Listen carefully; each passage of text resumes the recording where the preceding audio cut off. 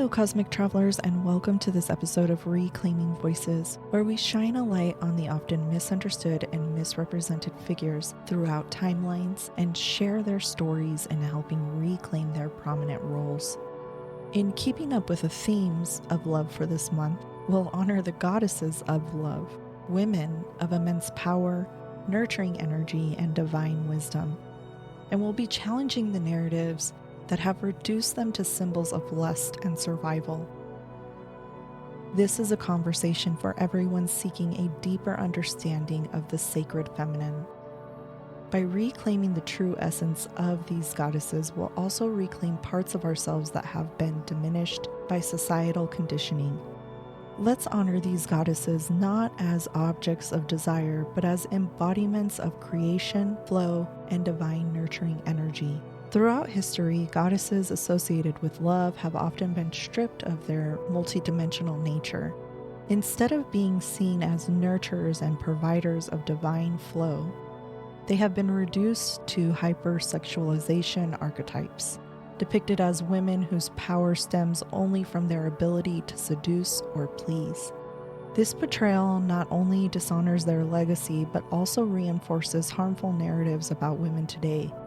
It perpetuates the idea that a woman's worth is tied to her physicality or ability to give love, often at the cost of her own needs and self-respect. Let's consider for a moment the pressure placed on modern women, that you must be desirable, self-sacrificing, and ever-giving to be enough. This is not the legacy these goddesses have left us. Their stories remind us that love is far more powerful when rooted in nurturing, sovereignty, and flow. Now let's reclaim the true essence of some of these incredible goddesses. Aphrodite. Often reduced to the goddess of beauty and lust, Aphrodite is so much more. She represents the creative force of love, connection, and the divine pleasure of being alive. Her energy reminds us to honor our own beauty, not as something that serves others, but as a reflection of our sacred essence. Isis. A goddess of magic, healing, and motherhood, Isis has been revered for her ability to nurture and restore balance. Unfortunately, even she has not escaped the lens of over-sexualization in modern interpretations. Her true power lies in her unwavering love and protection, qualities that embody the strength of the divine feminine. Lilith. Perhaps one of the most misunderstood figures. Lilith has been demonized and sexualized, often depicted as a symbol of dangerous seduction. But Lilith represents sovereignty and self-respect. She teaches us to reclaim our autonomy and to reject relationships or systems that demand we shrink ourselves. Hathor. The Egyptian goddess of love, joy, and motherhood, Hathor embodies nurturing energy and the harmony of creation. While she is often seen through a lens of fertility and sensuality, her true nature is about providing for the collective and creating balance through love and joy. Oshun.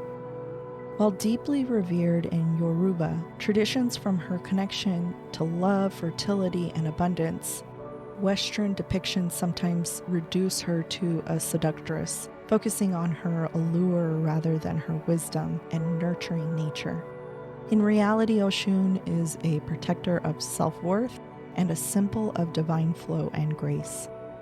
Ishtar. As one of the most complex goddesses of Mesopotamian mythology, her associations with love, fertility, and war have often been overshadowed by depictions of her as a seductress. This undermines her transformative power and her ability to navigate both life and death, representing strength and empowerment. Freya.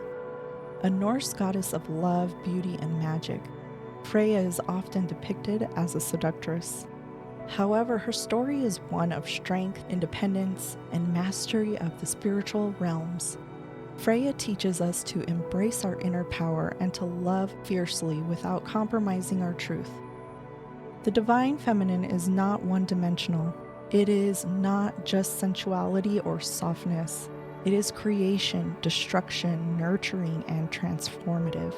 By reclaiming the true essence of these goddesses, we challenge the modern ideals that often make women feel inadequate. This is a call to honor the nurturing providers, the creators of homes and communities, and the women who embody divine flow. It's a call to reject the idea that love must come from a place of survival or sacrifice. True love, whether romantic, familial, or self-love, is abundant, nurturing, and sovereign. As we celebrate these goddesses, let's also look within. The divine feminine exists in all of us, regardless of your gender. It is the part of us that nurtures, creates, and flows with the rhythms of life. For women, this is an opportunity to reconnect with your inherent worth. You are not defined by your ability to give endlessly or by your physical appearance. You are a creator, a nurturer, and a powerful being deserving of love simply because you exist. For men, this is an opportunity to honor the divine feminine in the women around you and within yourself. It's a chance to move beyond societal conditioning and embrace more expansive, sacred understandings of love and connection. This Valentine's season, let's honor these goddesses as the nurturing, powerful figures that they are. Let us reclaim their stories and allow their energy to inspire us to see love differently.